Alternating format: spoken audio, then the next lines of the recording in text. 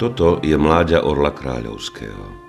Korisť, ktorú práve konzumuje, si ulovil sám. Je to jeho prvý samostatný úlovok. Mladý orol úspešne ukončil orliu školu.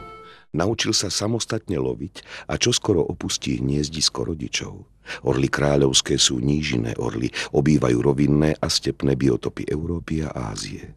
Dnes hrozí týmto vtákom vyhynutie a v Európe sú najohrozenejším orlím druhom. Nájdeme ich aj v Červenej knihe ohrozených živočíchov.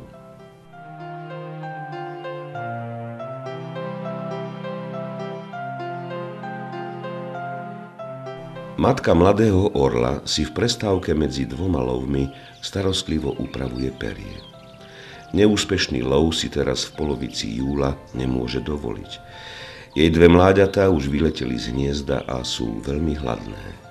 Ani skutočnosť, že sedí na hrubej haluzi, nie je náhodná. Vlastným príkladom učí svoje ratolesti, aký konár potrebuje orol na sedenie. Keď mladé orly opustia hniezdo, vstúpia do najrizikovejšieho obdobia svojho života. Nevedia poriadne ani lietať, ani sedieť. Zdržujú sa neďaleko hniezda, balansujú na tenkých vetvách, preskakujú z konára na konár a odvažujú sa iba na krátke, niekoľkometrové prelety od stromu k stromu.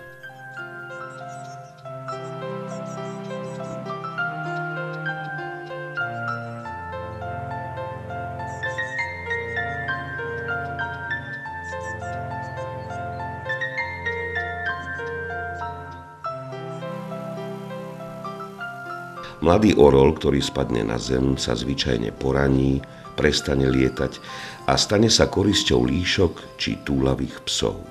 Preto orlí rodičia predĺžujú prestávky medzi lovmi. Ukazujú sa mláďatám a lákajú ich na správne orlie sedisko, na hrubý, bezpečný konár.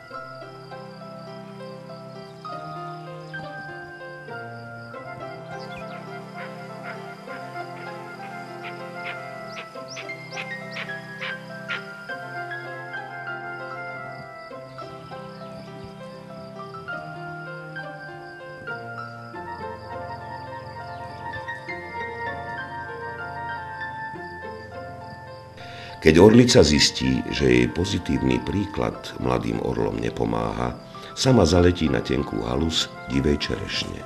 Zabalansuje a spadne zo stromu, aby deťom názorne predviedla, ako dopadnú, keď sa budú naďalej vyhýbať miestam, na ktoré sa dá otec a mať.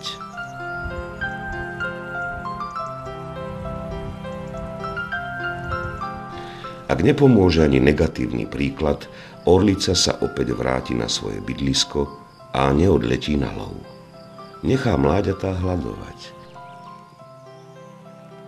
Vie, že hlad a jej príklady napokon privedú mladé orly na to správne orlie sedisko.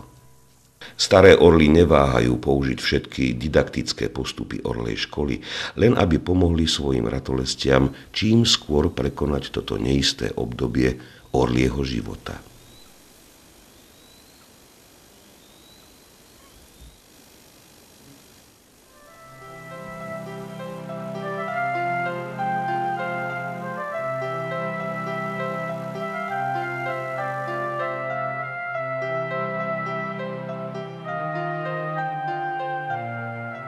Keď sa mláďatá naučia sedieť na hrubých konároch, rodičia ich začnú učiť, ako treba zosadnúť a sedieť na druhom orlom sedisku, na vrcholci stromu.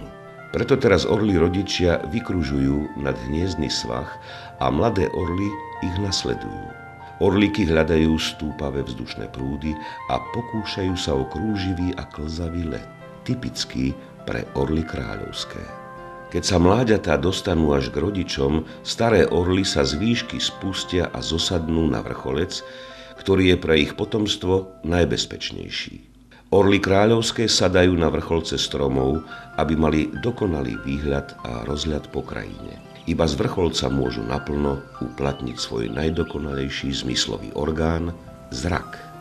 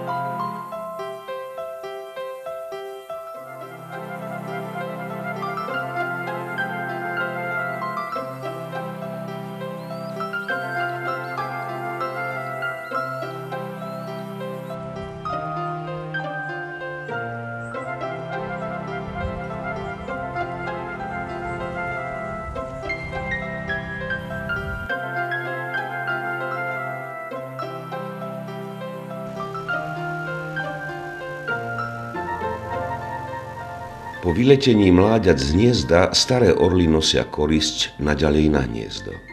Mladé orly však už sedia na konároch alebo na vrcholcoch okolitých stromov. Rodičia im potravu nikdy nedonesú tam, kde sa práve nachádzajú a odkiaľ sa hlasno ozývajú. Nútia svojich žiakov, aby za potravou leteli sami a učili sa mávavému letu na presne určené miesto.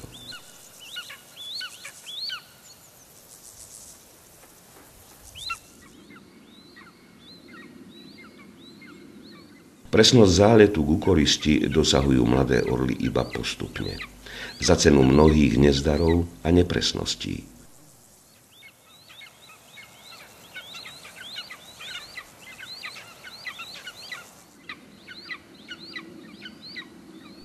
Tomuto orlíkovi sa až na tretí pokus podarilo dostať na hniezdo k bratovi, k matke a ku koristi.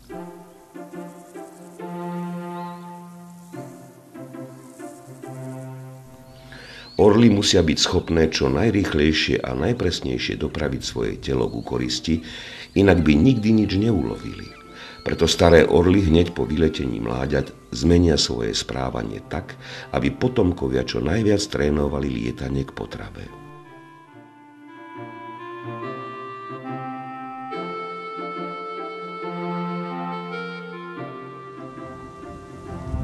Schyľuje sa k dažďu.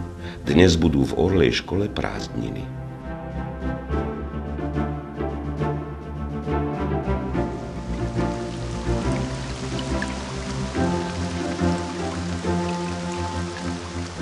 No sotva prestane pršať, už je tu orlica s úlovkom. Darmo mláďa kričí, hlučne si pýta jesť, matka mu korisť nepodá. Mladý orol si musí potravu aj na konári prevziať sám.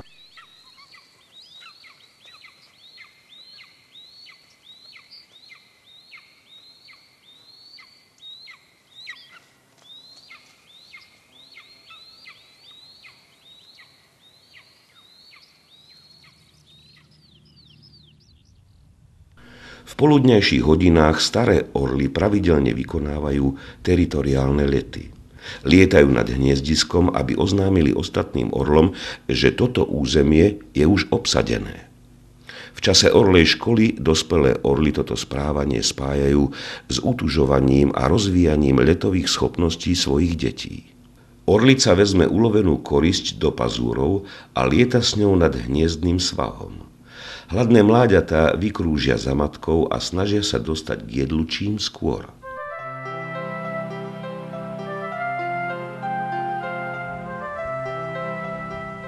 Až keď matka zbadá na orlíkoch únavu, spustí sa na okraj lesa a korisť odovzdá na hrubom konári tomu mláďaťu, ktoré skôr doletí k zaslúženému sústu.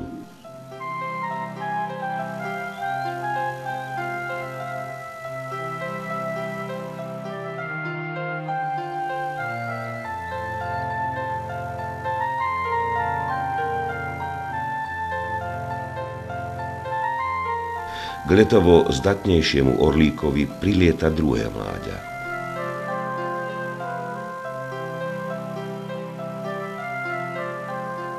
Oneskolenec sa prizerá a striehne na svoju príležitosť.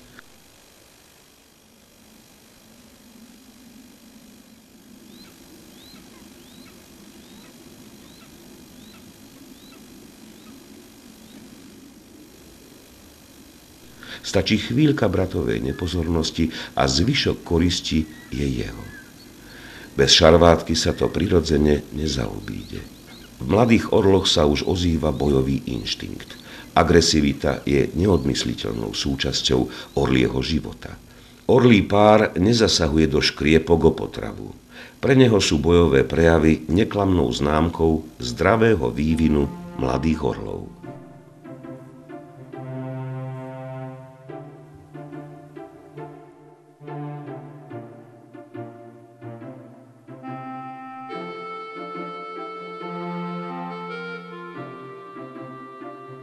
Mladé orly už zvládli základy, poľahky lietajú a s istotou sedia na sediskách. Na tejto úrovni vyspelosti ich rodičia odvedú na nížinu.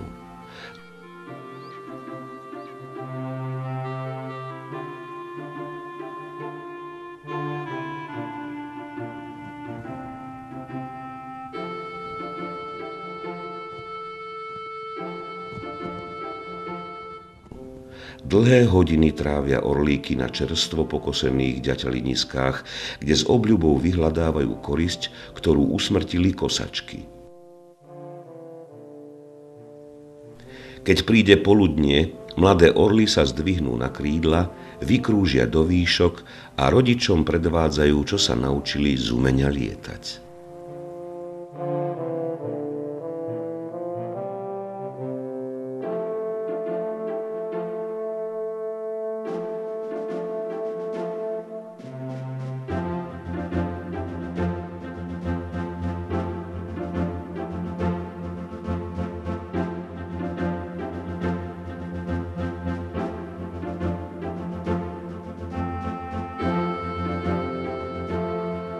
Staré orly im ako odmenu za predvedený výkon donesú chutnú korisť.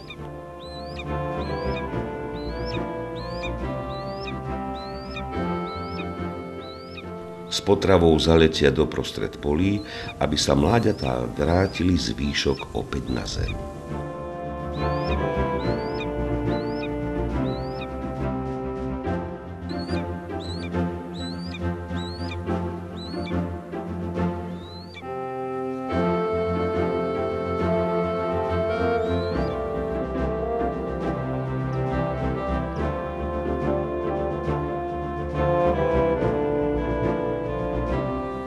Orli rodičia radi vidia, keď ich ratolesti nájdu na pokosenom ďatelinisku mŕtvu korisť.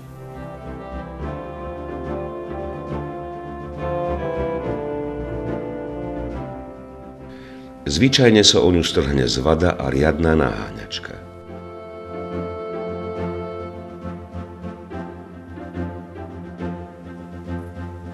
Rodičia najväčšmi oceňujú presnosť nalietavania mláďat na nesenú korisť.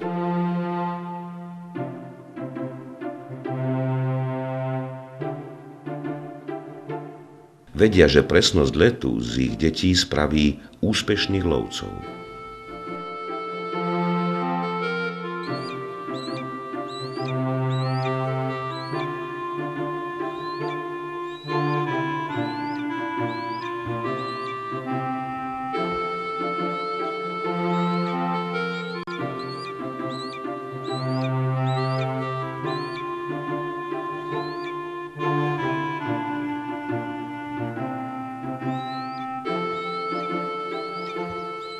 Pravda, na teraz je úspešný lov mladých orlov iba prísľubom do budúcnosti. Ak dnes mláďatá nájdú na poli chrčka, najčastejšiu korisť orlov kráľovských, nedopadne toto stretnutie v ich prospech.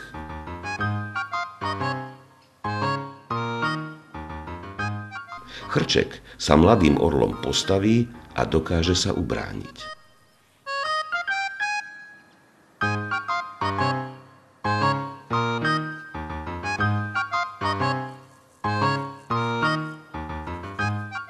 Podobne ako človek, aj orly kráľovské sa samostatne živiť dokážu až po dlhom učebnom procese.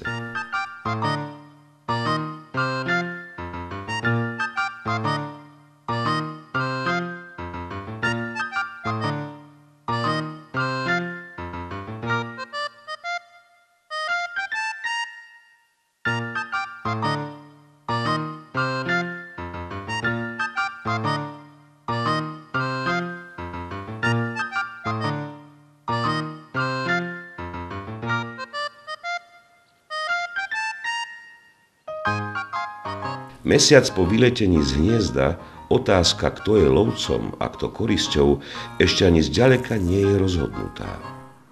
Pozrime sa na tohto ušiaka, ako pripomína mladým orlom, že sú zelenáči a musia sa ešte veľa učiť, kým zajaca premenia na svoj úlov.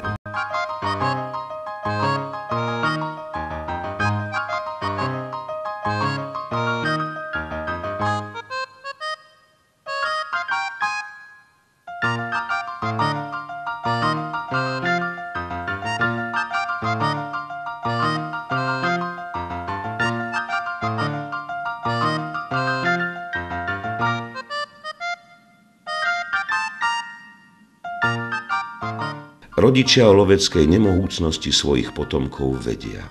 Preto im nebránia v tom, aby ich mladé orly sprevádzali na loveckých výpravách. Orlí pár veľmi názorne predvádza orlíkom oba spôsoby lovu orlov kráľovských.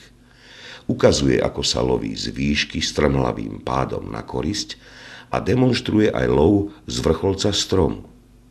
Ale nežiada od mladých orlov, aby lovili. Úlohou mláďat na týchto výpravách je pozorne sa dívať.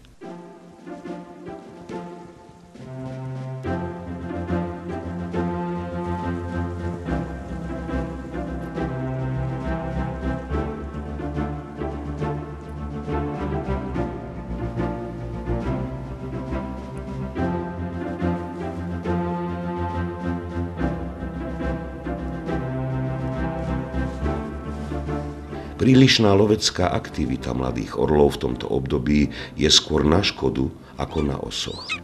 Orlíky svojou horlivosťou často matkin lov pokazia. Zranený chrček sa urputne bráni a nie je jednoduché ani pre starého orla opäť ho chytiť a uloviť.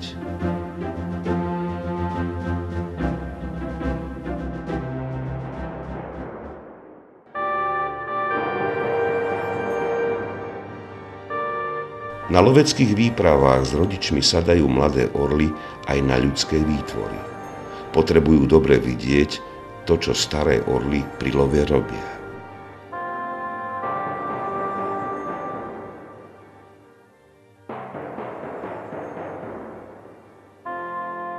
Stĺpy 22 kV elektrického vedenia pripomínajú vrcholce suchých stromov.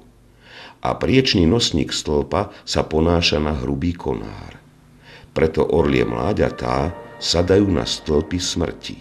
Potom stačí, aby sa orlie krídla dotkli elektrických drôtov a smrť je neodvratná.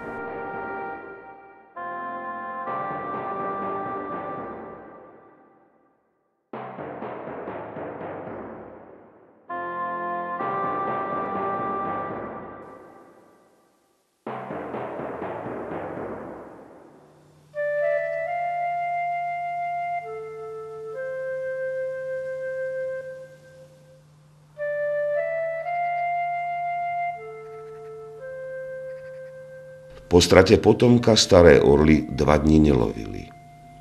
Až keď sa nad ich územím objavil votrelec, poslali mu výstrahu. Rozkriekali sa a rozkývali škvrny, ktoré sa im belejú na pleciach.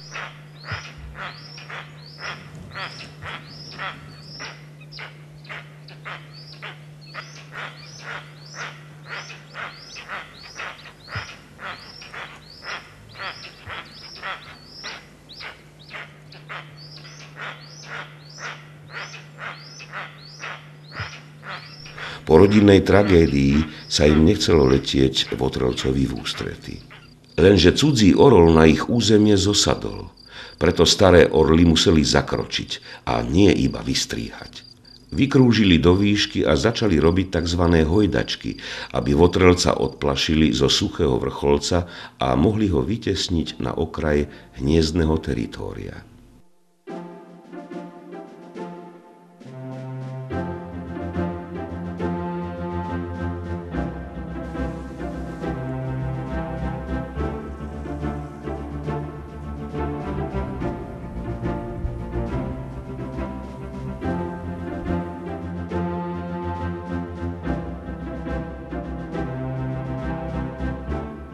Na druhý deň cudzinec prišiel opäť, zosadol k mladému orlovi a ukradol mu časť koristi.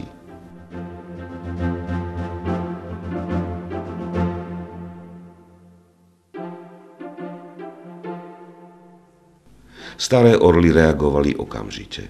Rozkriekali sa, v povetri rozsievali hojdačky a tentoraz pridali aj priamy útok. Orlí pár je prísne teritoriálnou jednotkou. Na svojom hniezdisku nestrpí iného jedinca svojho druhu. Dokonca ich potomok, keď dosiahne samostatnosť, musí hniezdisko rodičov opustiť.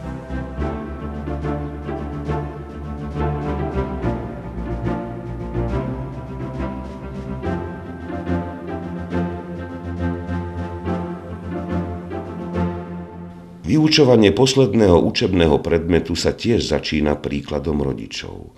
Orlí pár zaletí na strnisko a berie do pazúrov zvyšky rastlín, ktoré tu zostali po poľnohospodárskych prácach. Mladý orol počínanie rodičov pozoruje a napodobňuje ho.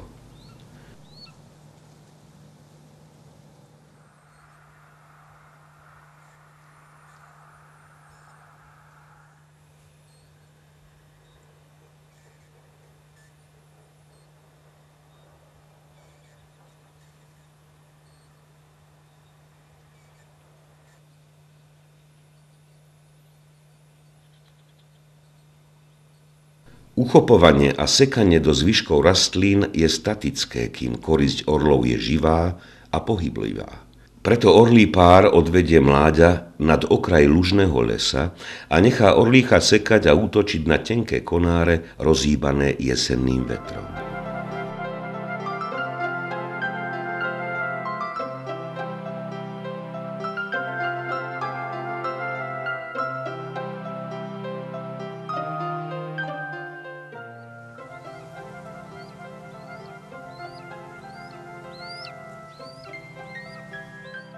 Preto neprekvapuje, že rovnako ako my ľudia, aj orly používajú nástroje. Pomocou nich rozvíjajú uchopovací reflex a lovecké schopnosti svojich potomkov.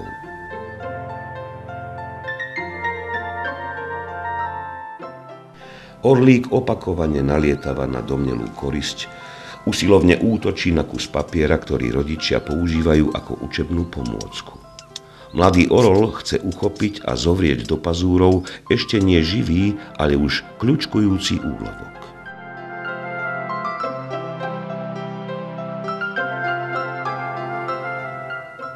Po výcviku s papierom prichádza na rad uchopenie a zovretie ozajstnej živej koristi. Keď mladý orol na jeseň objaví na poli chrčka, orlica mu bez meškania priletí na pomoc.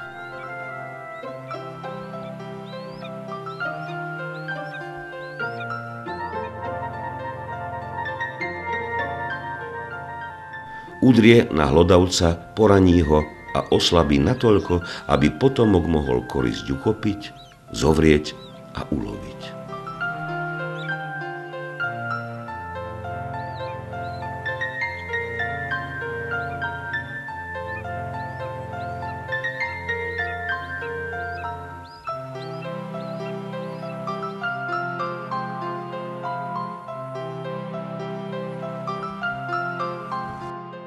Tu sa orlia škola končí. Prichádza čas samostatného lovu.